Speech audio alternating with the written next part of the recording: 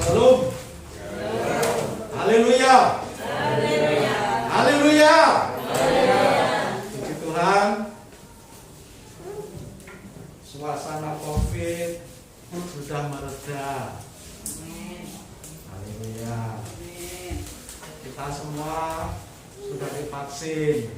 Siapa yang belum divaksin angkat tangan. Sudah. Pak Paiti sudah. Belum kedua. Oh, yang penting sudah. Entah pertama atau kedua.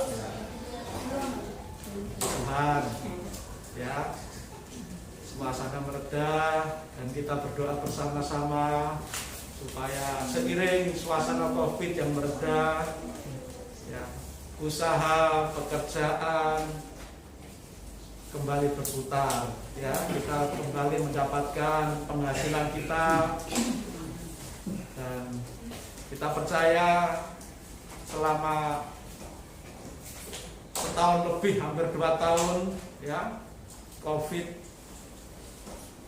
melanda dunia, termasuk di daerah kita ini. Tuhan tetap menyertai kita dan memberkati kita. Lebih lagi suasana sudah mereda, kita berdoa terus supaya kita semakin mengalami aliran-aliran berkat Tuhan yang kita butuhkan untuk kehidupan sehari-hari. Puji Tuhan, mari kita buka Alkitab kita. Pagi ini terambil dari kitab Matius, Injil Matius, pasal 26.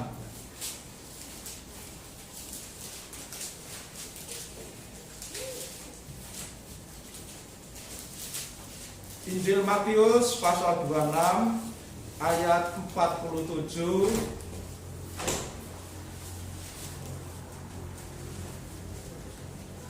sampai dengan ayat 56.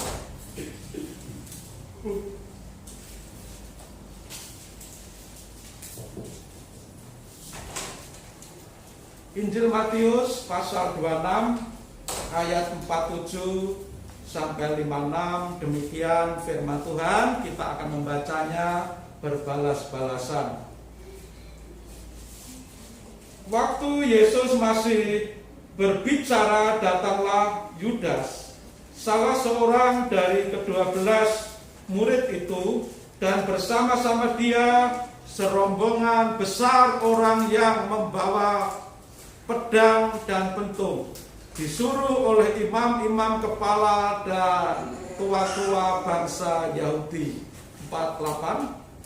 Orang yang menyerahkan dia akan memberitahukan hal ini kepada mereka. Orang yang akan mencium itulah dia, tangkaplah dia. Dan segera ia maju mendapatkan Yesus dan berkata, "Salam Rabi," lalu mencium dia. 50. Tetapi Yesus berkata kepadanya, "Hai teman, untuk itukah engkau datang?" Maka majulah mereka melukai Yesus dan menangkapnya. Tetapi seorang dari mereka yang menyertai Yesus mengeluarkan tangannya, menghunus pedangnya dan meletakkannya kepada hamba imam besar sehingga putus telinganya. 52. Maka Yesus kepadanya, "Masukkan dan kembali ke asalnya. Sebab barang siapa menggunakan pedang akan binasa oleh pedang." Atau kau sangka bahwa aku tidak dapat berseru kepada Bapakku supaya ia segera mengirim lebih dari 12 pasukan malaikat membantu aku? 54. Jika begitu, bagaimanakah akan tetapi yang kudus telah tetap suci, yang mengatakan bahwa harus terjadi demikian. Pada saat itu Yesus berkata kepada orang banyak, "Sangkamu aku ini penyamun, maka kamu datang lengkap dengan pedang dan pentung untuk menangkap aku? Padahal tiap-tiap hari aku duduk mengajar di bait Allah dan kamu tidak menangkap aku." 56. Akan tetapi semuanya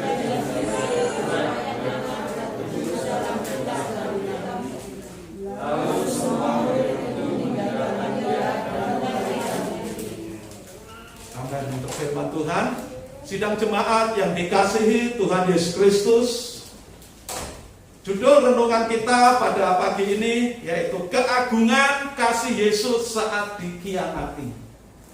Keagungan kasih Yesus saat dikhianati. Saudara sekalian, rasanya dikhianati teman, pacar, pasangan hidup,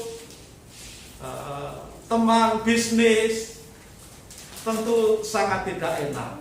Ya, yang pernah dikhianati, rasanya enak nggak, saudara? Nggak enak. Nggak enak. Pernah dikhianati berarti.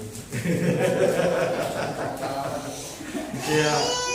Yang pernah disakiti oleh orang-orang yang dikasihi, disakiti oleh teman, sahabat, teman kerja, teman bisnis. Tentu rasanya tidak enak.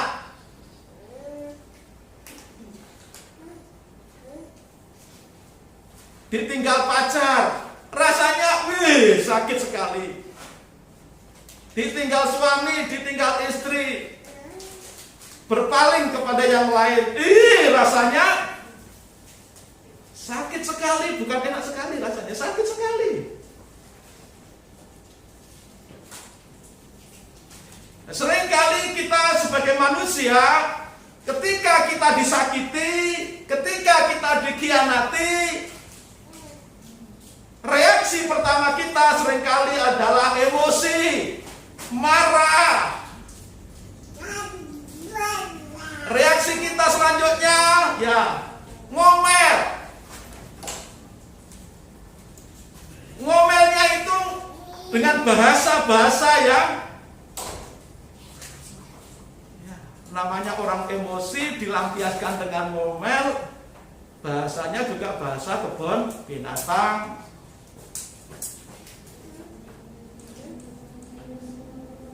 Ngomel belum cukup, lalu dengan ekspresi yang lebih daripada itu, banting meja, lempar piring, ya.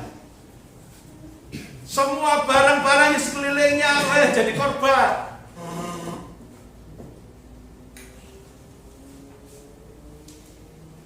Itu seringkali yang terjadi ketika kita disakiti, dikhianati oleh orang-orang yang kita kasihi.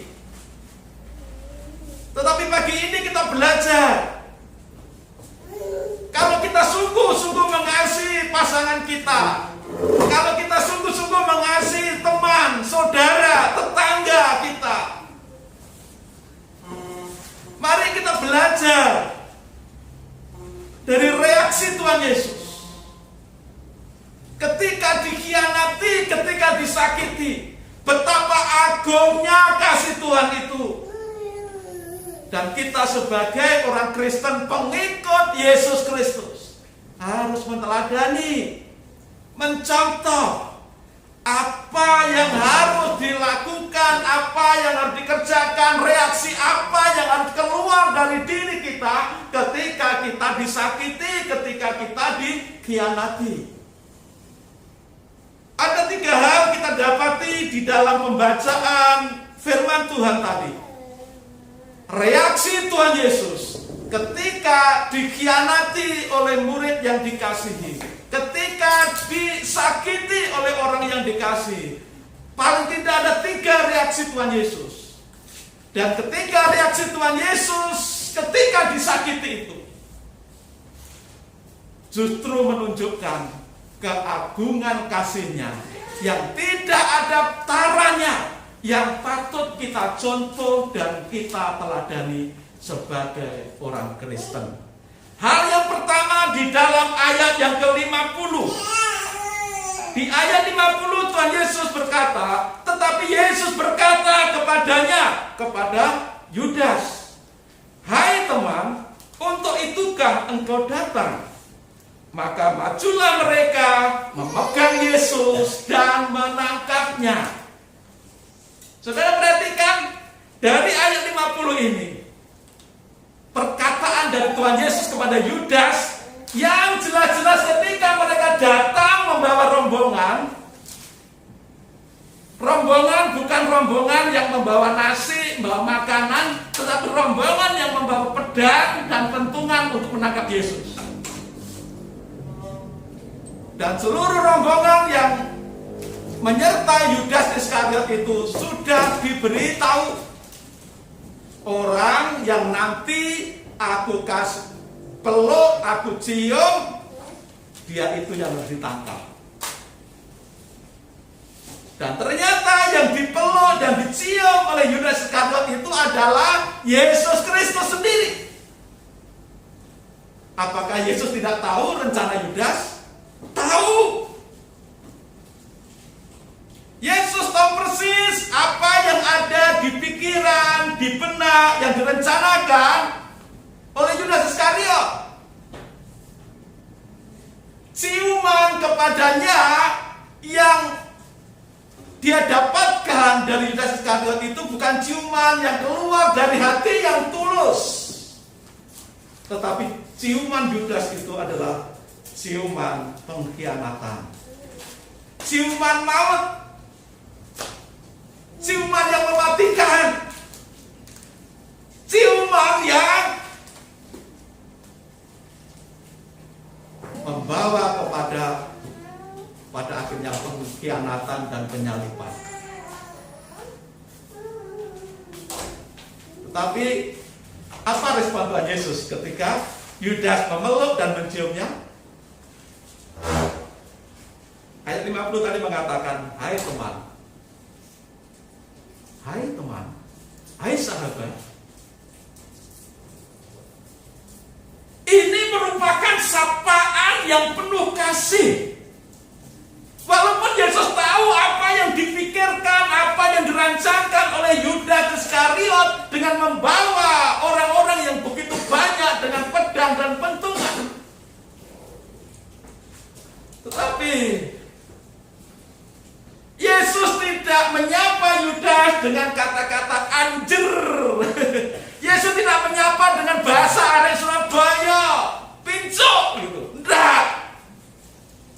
Atau Yesus tidak langsung memukul Yudas Iskariot. Tidak, itu juga tidak dilakukan. Tetapi justru Yesus sambil menerima ciuman dan pelukan Yudas Iskariot sambil berkata, hai teman, hai sahabatku. Satu reaksi pertama ketika disakiti dan dikhianati dari Tuhan Yesus kepada Yudas, justru menganggap mereka itu sahabat dan teman. Tidak ada rasa sakit di hati, tidak ada menyimpan dendam di hati, tidak ada rasa emosi marah di hati Yesus, tapi justru menyapa dengan hai sahabatku, hai temanku.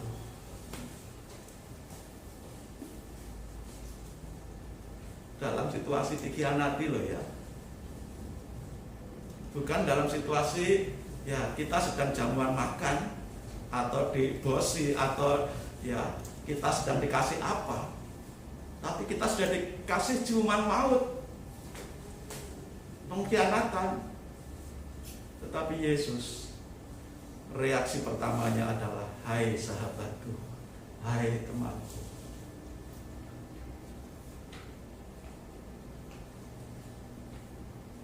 Sebagai murid Kristus, sebagai pengikut Yesus, inilah yang Tuhan ajarkan kepada kita. Memang sakit ya sakit, perih ya perih. Kalau kita kena batu ya namanya sakit ya sakit. Kita kena pisau berdarah namanya perih ya perih. Tapi siapapun yang membuat perih, luka, bagi Yesus reaksi pertama adalah hai sahabatku, hai temanku.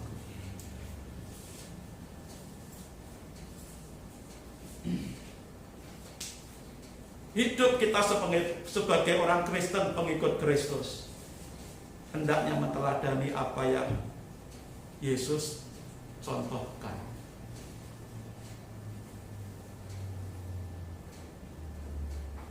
Bukankah Tuhan Yesus sebelum ditangkap mengajarkan banyak pengajaran tentang kehidupan yang hidup bersama, di dalam satu kehidupan masyarakat. Yesus ajarkan, ampunilah orang yang bersalah kepadamu dan berdoalah bagi musuhmu. Yesus tahu rencana dari Yudas.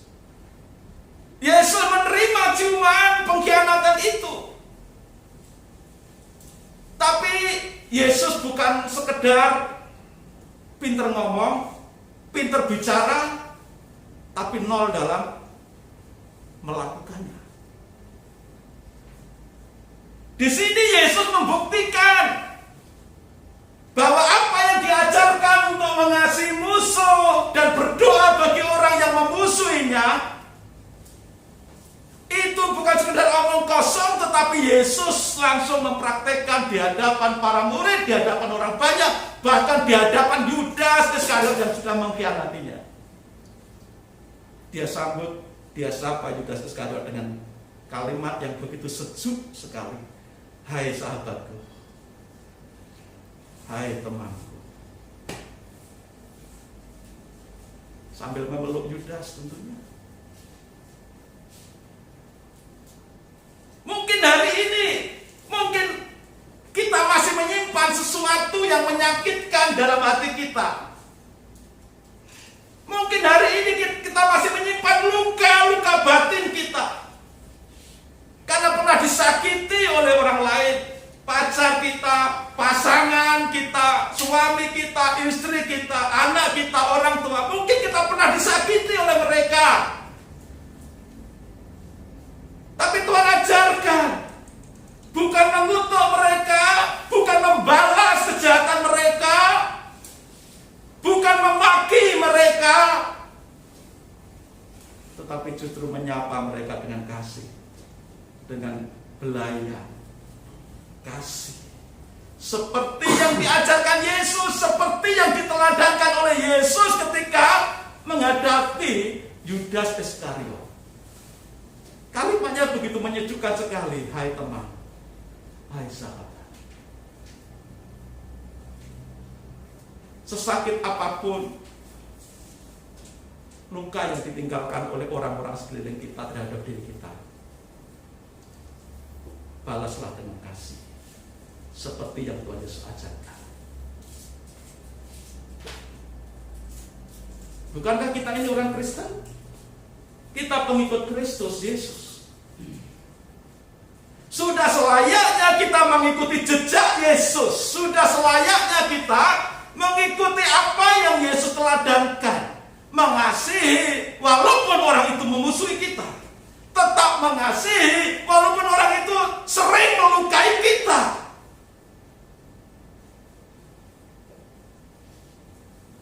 Ketika orang berusaha menyakiti kita, sebanyak apapun dia berusaha menyakiti kita, sesering apapun dia berusaha melukai kita, selama diri kita menerima dengan kasih, saudara, orang itu tidak akan pernah menang berhasil menyakiti kita. Seperti Tuhan Yesus ketika berusaha disakiti, dikhianati oleh Yudas, tapi justru Yudas diterima dengan pelukan dan sapaan yang penuh dengan kasih sayang. Hai temanku, hai sahabat.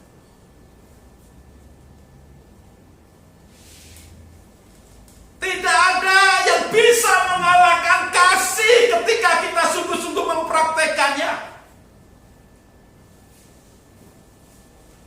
Sebanyak apapun panah kesakitan, panah luka yang dihujamkan dalam diri kita, kalau kita tetap mengasihi mereka, sesungguhnya kita tidak akan pernah dilukai dan dikalahkan oleh mereka. Kita merasa tersakiti, terzalimi, kita merasa dilukai oleh orang lain ketika kita menerima itu bukan dengan kasih, tetapi dengan emosi, dengan hal-hal manusiawi yang ada dalam diri kita. Mungkin kita akan berkata, oh iya, saya kan manusia, kalau saya disakiti, bales, kan manusia. Iya.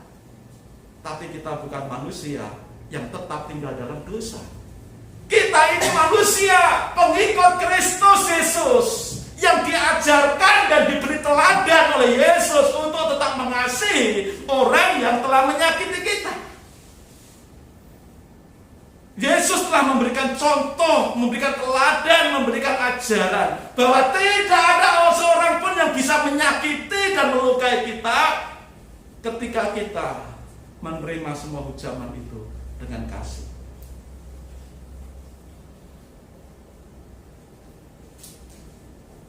Ada orang yang disakiti tapi malah tersenyum. Lagu-lagu sekolah minggu seringkali mengajarkan kepada kita orang-orang dewasa. Dalam suka duka ku kan tetap tersenyum, diolok dihina ku kan tetap tersenyum, karena ku tahu Yesus. Yesus Tuhanku menyertaiku. Apapun yang terjadi ku kan tetap tersenyum. Kenapa lagu ini menyatakan dalam suka, dalam duka, ketika diolok, dihina tetap tersenyum? Karena ada Yesus yang sanggup mengobati luka-luka rasa sakit hidup kita, yang lebih dulu sudah mengalami rasanya disakiti dan dilukai, dikhianati oleh orang yang dicintai. Tapi Yudas tidak berhasil menyakiti Yesus. Menyakiti cuma fisiknya, tapi kedalaman hati Yesus tidak pernah dilukai, disakiti oleh siapapun. Kalau kita belajar dan meneladani kehidupan Yesus, menjadi serupa dengan Yesus dalam karakter, dalam sifat, mungkin orang bisa melukai daging kita ini. Ketika kita dipukul, mungkin pipi kita ini akan memar, akan berdarah-darah. Ya. Tapi orang, kalau kita punya kasih Yesus, orang tidak akan pernah bisa menyakiti, melukai batin kita, hati kita, jiwa kita. Orang bisa menyakiti kita, melukai kita sebatas daging kita ini saja. Bahkan manusia bisa membunuh kita. Tetapi Tuhan ajarkan kepada kita bahwa kita tidak perlu takut kepada siapapun yang bisa membunuh kita. Tapi setelah itu tidak bisa berbuat apa-apa. Karena jiwa kita, roh kita tidak pernah bisa dibunuh oleh siapapun ketika kita bersama dengan Yesus. Itu semuanya saudara. Ayo, dalam situasi dunia sekeliling kita yang semakin egois, semakin mengedepankan keakuan,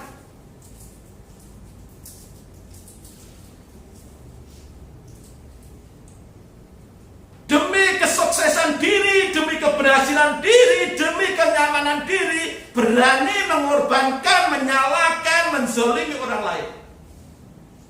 Dalam dunia yang seperti ini, mari kita belajar dari Yesus, supaya sekejam apapun dunia ini, walaupun ada orang yang memusuhi dan berusaha menyakiti kita,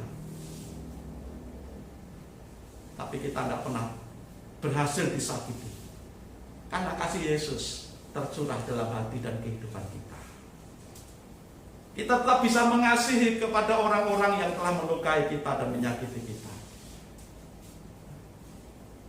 Saudara pernah disakiti oleh pacar? Saudara pernah disakiti oleh tunangan? Saudara mungkin pernah disakiti oleh suami atau istri? Kalau saudara memiliki kasih Yesus, saudara tidak akan pernah merasa tersakiti. Karena selalu ada maaf, karena selalu ada pengampunan, karena selalu ada doa untuk orang-orang yang menyakiti kita. Doa yang terbaik. Karena selalu ada pelukan bagi mereka. Dan ketika bertemu pun, kita bisa menyapa dengan ucapan atau dengan sapaan, hai sahabatku, hai saudara, hai teman. alangkah indahnya kalau kita ya, memiliki karakter Yesus. Kasih yang begitu agung yang dimiliki Yesus, Tuhan mau berikan untuk kita semuanya. Jika kita sungguh-sungguh percaya kepada Yesus, maka mari kita doakan Yesus. Ya. Ku mau seperti Yesus. Ku mau seperti Yesus. Dalam hal apa? Karakter, sifat, watak. Dan itu tunjukkan, diteladankan oleh Yesus. Tetap mengasihi, walaupun orang itu berusaha menyakiti kita. Ya. Yang kedua, di dalam ayat 51 dan 52. Tetapi seorang dari mereka yang menyertai Yesus mengulurkan tangannya, menghunus pedangnya dan menetapkannya kepada hamba imam besar sehingga putus telinganya. Lalu dalam ayat 52, maka kata Yesus kepadanya, masukkan pedang itu kembali ke dalam sarungnya, sebab barang siapa menggunakan pedang akan binasa oleh pedang. Ya. Ditambah ayat Lukas 22 ayat 50 dan 51. Lukas 22 ayat 50 dan 51. Dan seorang dari mereka menyerang hamba imam besar sehingga putus telinga kanannya. Tetapi Yesus berkata, sudahlah itu. Lalu Yesus menjamah telinga orang itu dan menyembuhkannya. Saudara, di ayat ini, di bagian yang kedua ini, keagungan kasih Yesus ketika dikhianati, ketika disakiti itu ditunjukkan dengan apa? Mengobati dan memulihkan mereka yang berusaha menyakitinya.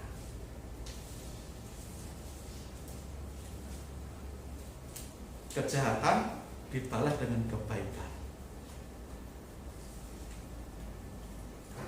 Kejahatan mereka, Yudas dan gerombolannya, dibalas oleh Yesus dengan kebaikan, dengan kasih surgawi.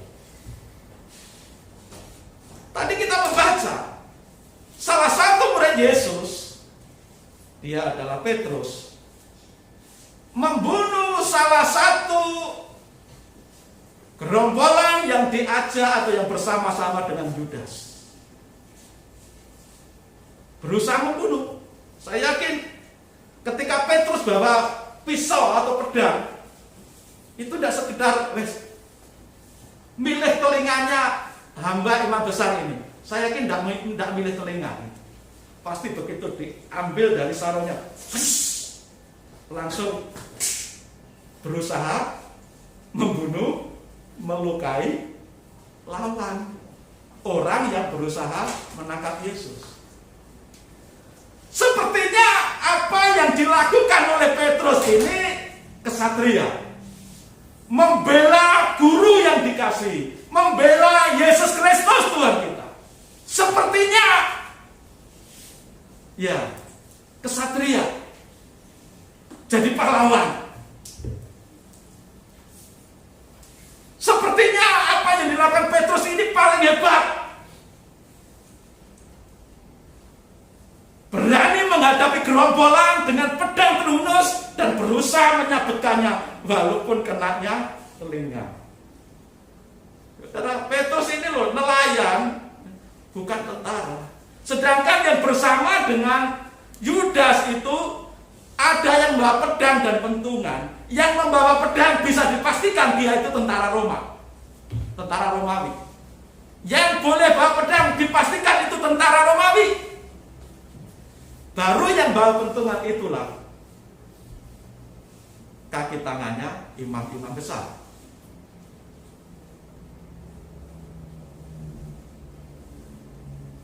Tentu Petrus yang tidak terlatih untuk berperang, dia ahli dalam menjala ikan tapi tidak ahli dalam berperang. Makanya ketika dia menghunus pedangnya atau pisaunya, disabetkan, tidak kena bagian penting, kenanya telinga. Tapi apa respon Tuhan Yesus melihat apa yang dilakukan oleh Petrus?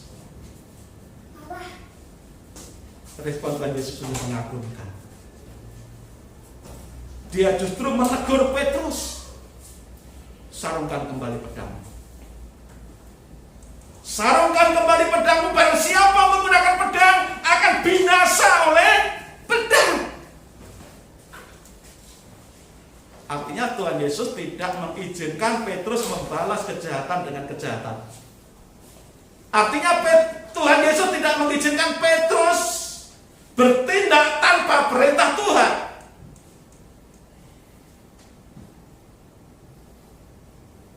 Apa yang dilakukan oleh Petrus yang sepertinya itu heroik, pahlawan, kesatria karena membela Yesus, gurunya, ternyata di hadapan Tuhan itu tidak benar. Tidak boleh membalas kejahatan dengan kejahatan. Kalau orang membalas kejahatan dengan kejahatan, apa bedanya para gerombolan itu dengan Petrus? Maka yang jahat harus dibalas dengan kebaikan dan kebenaran. Dan Yesus menegaskan, barang siapa menggunakan pedang akan binasa dengan pedang. Dan kita lihat setelah menegur Petrus, apa yang dilakukan oleh Yesus? Dalam Injil Lukas 22 tadi ayat 50-51 dikatakan, Yesus kemudian memegang telinga hamba dari imam besar itu sehingga kembali sembuh. Ayatnya begini, ayat 51. Lalu Yesus menjamah telinga orang itu dan menyembuhkannya. Saudara, gerombolan yang membawa pedang dan pentungan begitu banyak jumlahnya. Petrus berusaha membela Yesus dengan pedang. Tapi Yesus justru menegur Petrus dan menyatakan itu salah, tidak dibenarkan. Lalu menyembuhkan satu di antara gerombolan yang sudah telinganya diputus oleh Petrus. Telinga putus bisa langsung disembuhkan oleh Yesus.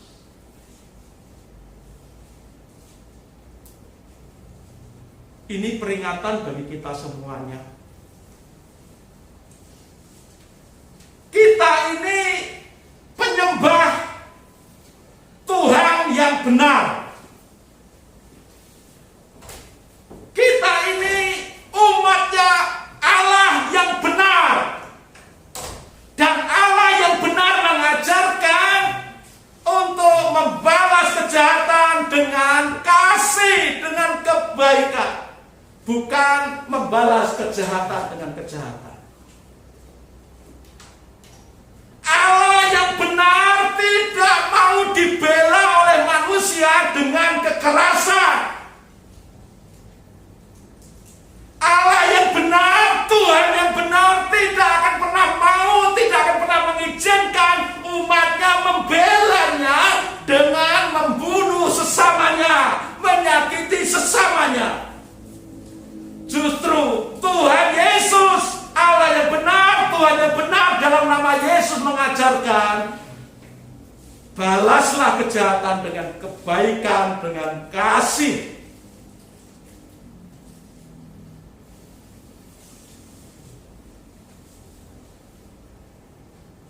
Seringkali kita tanpa pengertian yang benar sebagai umat Tuhan, merasa seperti Petrus. Kalau sudah membalas orang lain yang menyakiti kita, kalau kita membalas penghinaan orang lain terhadap agama, terhadap iman kita, terhadap kepercayaan kita, kita balas dengan menyakiti, dengan mengumpat, kita balas dengan omongan yang kasar. Kita merasa kita sudah menjadi laskarnya Tuhan. Memang benar dalam Alkitab ada banyak istilah tentara Tuhan. Nah, kita juga seringkali ikut-ikutan. Kita ini laskar Kristus.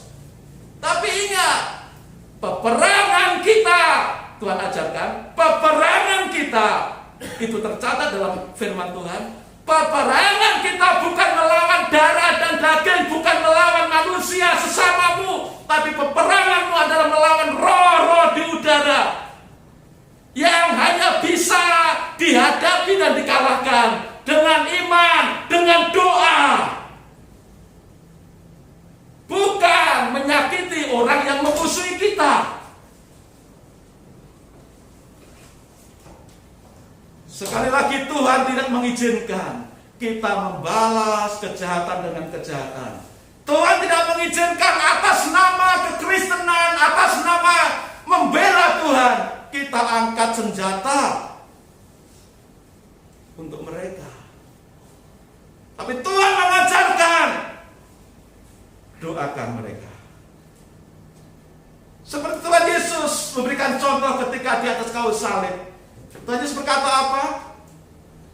Bapa, ampunilah mereka, karena mereka tidak tahu apa yang mereka perbuat.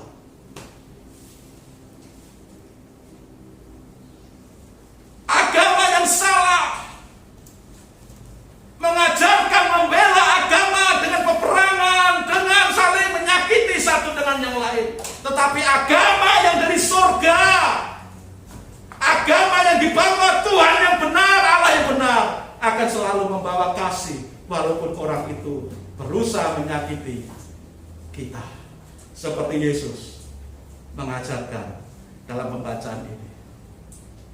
Bukan hanya menyapa Yudas, orang yang mengkhianatinya itu, hai sahabatku, hai temanku. Tetapi selanjutnya, dia justru menegur Petrus yang berusaha membelanya. Tuhan itu bisa membela dirinya sendiri. Justru kitalah yang akan dibela oleh Tuhan. Berapa besar kekuatan kita sehingga kita mentang-mentang seperti mau membela Tuhan.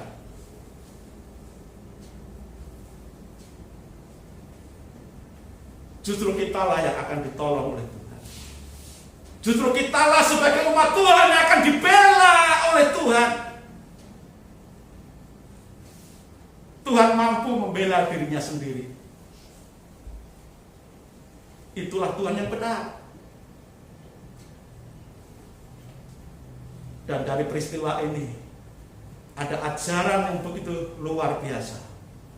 Kasih yang sangat agung justru menjamah dan menyembuhkan orang yang berusaha menyakitinya. Dikatakan dengan jelas dalam Lukas 22 ayat 51. Lalu Yesus menjamah telinga orang itu dan menyembuhkannya. Saudara, kalau mungkin ada orang yang memusuhimu, kalau mungkin ada orang yang berusaha melukaimu, sesungguhnya orang-orang yang berusaha melukai dan menyakiti sesamanya berarti ada sakit dalam dirinya. Maka tugas kita sebagai umat Tuhan adalah belajar dari Yesus, menebarkan kasih, merangkul mereka, dan seperti Tuhan Yesus menjamah dan menyembuhkan. Apa yang kita bisa kerjakan, apa yang bisa kita lakukan untuk mereka yang berusaha menyakiti dan melukai kita, lakukanlah terbaik untuk mereka. Bukan melakukan apa yang sama dengan apa yang mereka lakukan kepada kita, artinya membalas kejahatan dan kejahatan. Tidak, Tuhan tidak memperkenankan itu. Tapi Tuhan memerintahkan kepada kita, doalah untuk musuhmu, berdoalah untuk orang yang musuh. Sebagai orang Kristen, sebagai umat Tuhan, kita tidak pernah diajarkan memusuhi siapapun. Tapi kalaupun ada orang yang memusuhi kita karena kita pengikut Yesus, karena kita Kristen, Tuhan mengajarkan mengasihi mereka dan berdoa bagi mereka. Mungkin ada orang yang melukai hatimu, suamimu, istrimu, pacarmu, saudaramu, orang tuamu, anakmu, menantumu, mertuamu, tetanggamu. Justru Tuhan ajarkan untuk berdoa bagi mereka yang telah menyakiti, melukai hati. Tuhan ajarkan untuk kita menyapa dan merangkul mereka. Tuhan ajarkan untuk kita membalas semua perlakuan tidak baik itu, kita balas dengan kasih. Hal yang ketiga, Tuhan teladankan dan ajarkan kepada kita di dalam ayat 53 dan 54. Atau kau sangka bahwa aku tidak dapat berseru kepada Bapakku supaya ia segera mengirim lebih dari 12 pasukan malaikat membantu aku? Jika begitu, bagaimanakah akan digenapi yang tertulis dalam kitab suci yang mengatakan bahwa harus terjadi demikian? Di ayat 53 menyatakan bahwa Yesus sanggup mendatangkan 12 pasukan malaikat. Kalau mau loh ya, kalau mau Tuhan bisa mendatangkan 12 pasukan. 12 pasukan bukan berarti bukan 12 orang malaikat, bukan. Satu pasukan kalau dalam ketentaraan Romawi, karena ini Alkitab ini ditulis ya ketika konteksnya ada penjajahan Romawi. Satu pasukan itu sama dengan 6.000 prajurit. 6.000 prajurit. Kalau 12 pasukan berarti ada berapa? 6.000 kali 12 72.000 prajurit. Dan ini bukan prajurit manusia, tapi malaikat. Berapa banyaknya gerombolan yang dibawa oleh Yudas? Memang tidak terhitung. Memang ada tentara Romawi, memang ada gerombolan dari yang disuruh oleh ahli-ahli agama Yahudi. Tetapi kalau Yesus mengatakan aku sanggup mendatangkan 12 pasukan kali 6.000, artinya 72.000 malaikat. Kalau Tuhan mau. Tapi Tuhan tidak mau mendatangkan bala batuan.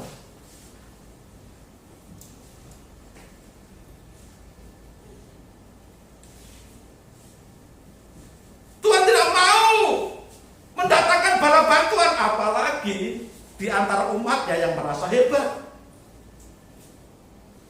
merasa bisa membantu Tuhan mengalahkan musuh-musuhnya, seperti Petrus tadi yang memotong telinga hamba imam besar tadi.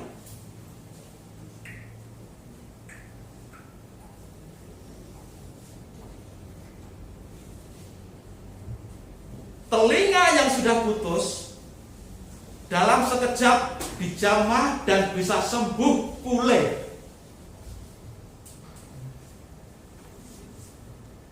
Betapa hebatnya Yesus kita, Tuhan kita. Kalau Tuhan bisa dalam sekejap memulihkan telinga yang sudah lepas dan putus, apa susahnya saya menyingkirkan gerombolan-gerombolan itu? Walaupun dengan senjata lengkap, gak susah bagi Yesus. Tapi seringkali kita sebagai manusia, sebagai umat Tuhan, merasa sok bisa menolong Tuhan, membela Tuhan, atas nama Tuhan melakukan kekerasan, atas nama Tuhan membalas kekerasan dengan kekerasan. Tidak, Tuhan tidak mau kita lakukan. Kalau mau, Tuhan bisa membela dirinya sendiri. Tapi di sini kita diajarkan bahwa Yesus harus menggenapi semuanya itu. Yesus harus mengalami semua penderitaan, perlakuan yang tidak enak. Di sini kita bisa belajar kerelaan Yesus untuk berkorban. Kerelaan untuk berkorban Yesus itu dilandasi dengan kerendahan hati yang luar biasa, yang perlu dan patut kita teladani.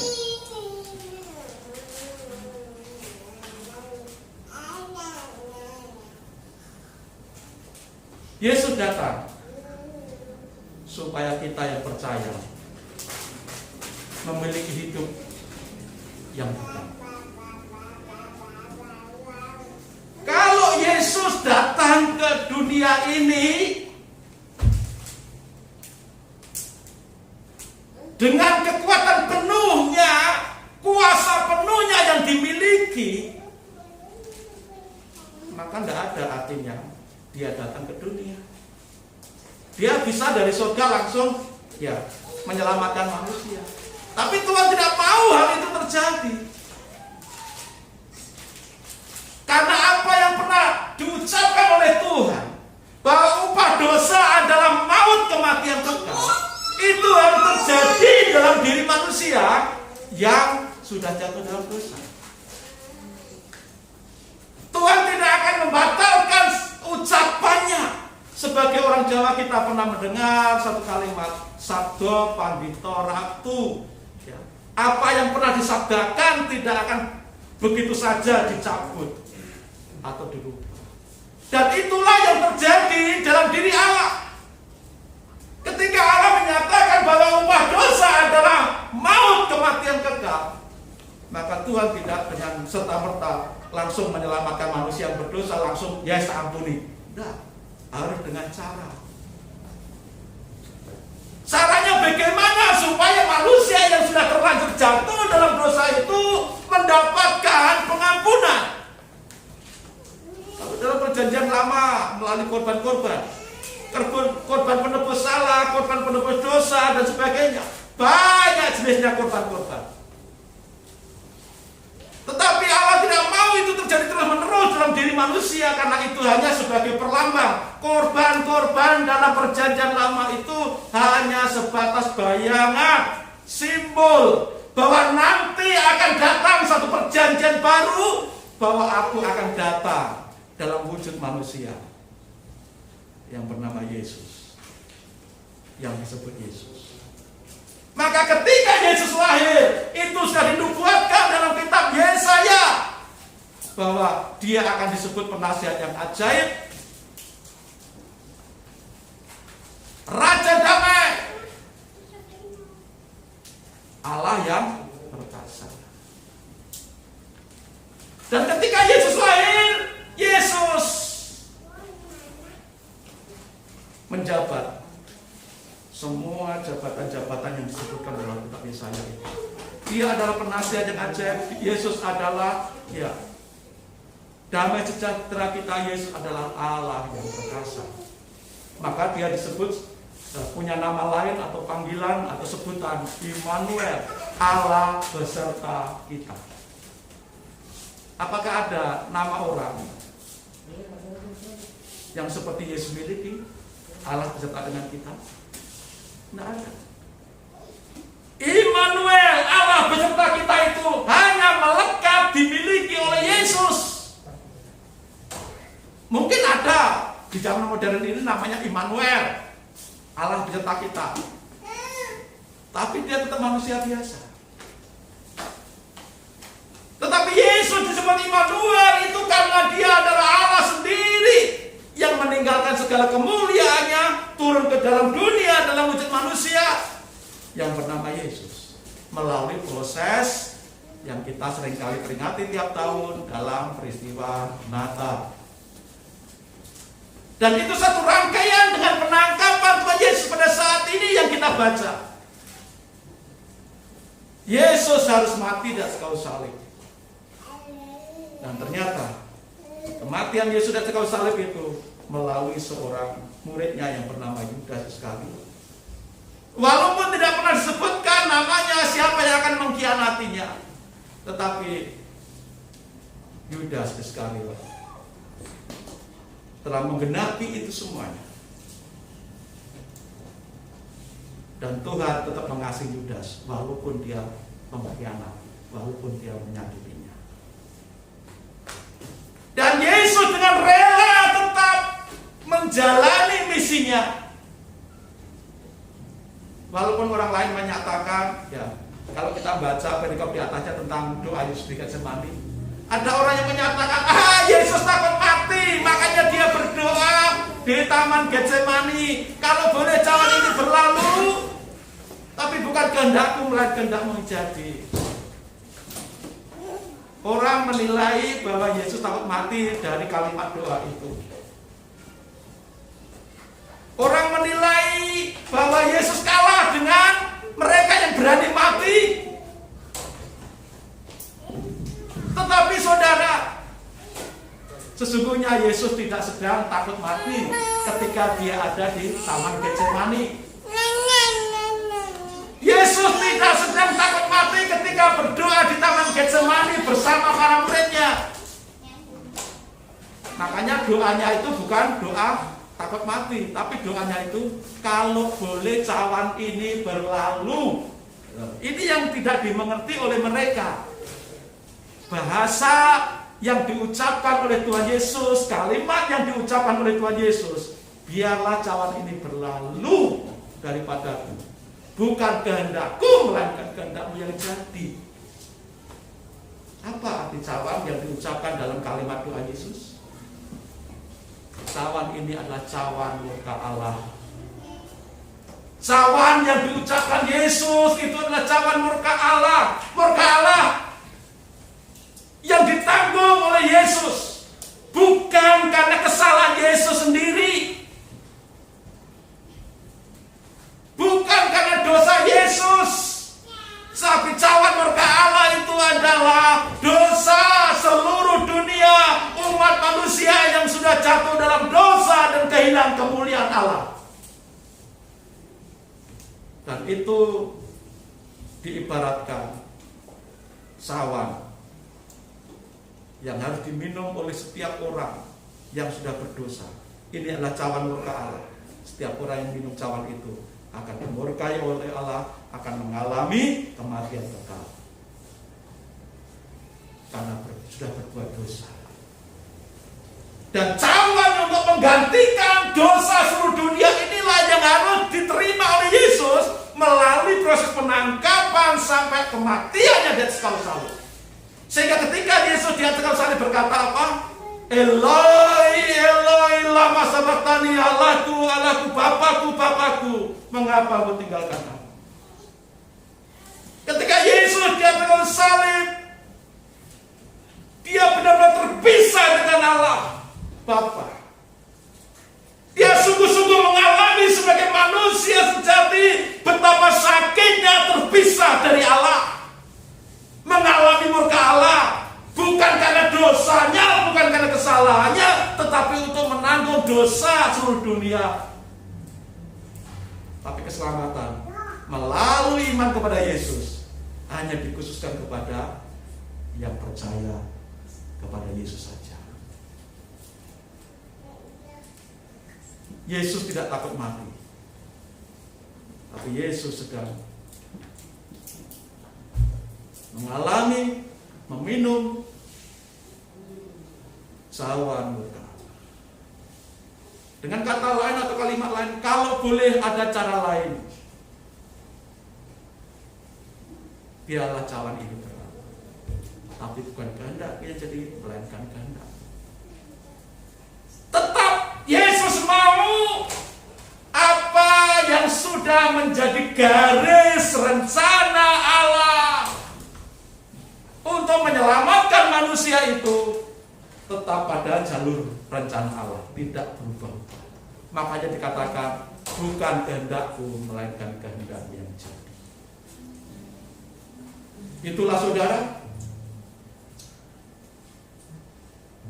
yang ketiga ini kita melihat, walaupun dia disakiti, walaupun dia menderita seperti itu, kasih Yesus kepada saudara dan saya, kepada kita semua, kepada orang-orang yang sudah melukai dan menyakitinya, kasihnya itu begitu agung, sehingga dia rela korbankan semuanya, supaya saudara dan saya yang percaya boleh selamat. Kita bisa teladani ini.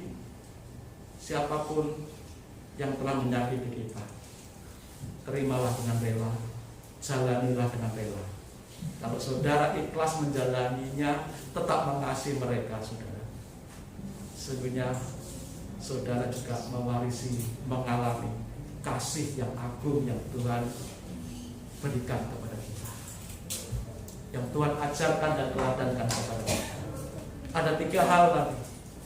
Walaupun dia disakiti, dikhianati, Yesus tetap menyapa mereka yang dengan kasih, menerima mereka dengan kasih. Walaupun Yesus dikhianati, Yesus malah menyembuhkan, memulihkan mereka. Walaupun Yesus disakiti dan dilukai, Yesus tetap mengasihi mereka dengan rela berkorban, menunjukkan betapa agungnya kasih Tuhan.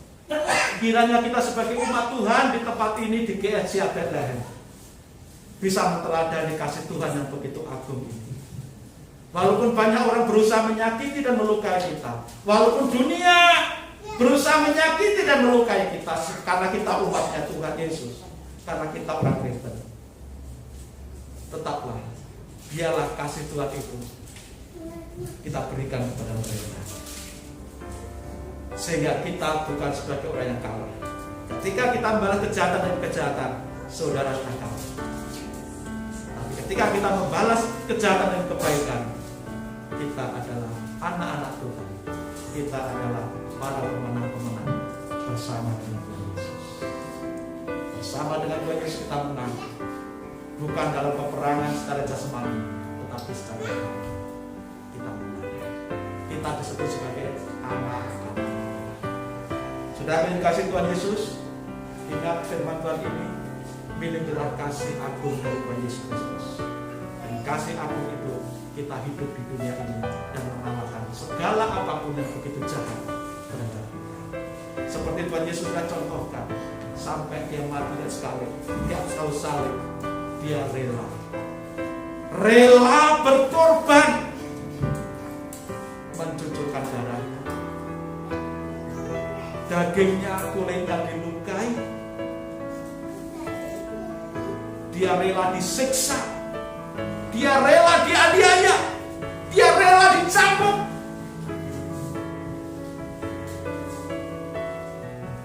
Iblis bersorak, aku menang. Yesus berhasil ditangkap, Yesus berhasil disiksa, dianiaya, Yesus berhasil dilecehkan, Yesus berhasil mati dan dikuburkan. Iblis merasa menang, tapi ini yang tidak diketahui oleh iblis.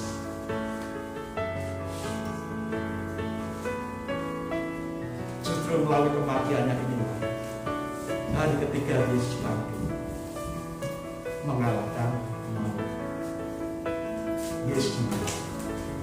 Ketika saudara dan saya meneladani Yesus, kasih Yesus yang agung itu ada dalam diri kita. Kita bukan orang yang kalah, tapi kita adalah orang-orang yang menang karena Kristus yang mengasihi kita. Sebentar kita akan menikmati perjamuan Tuhan.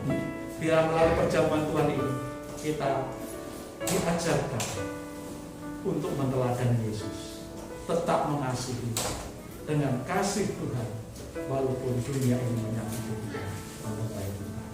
Mari kita siapkan diri kita untuk menerima perjamuan kita. Haleluya.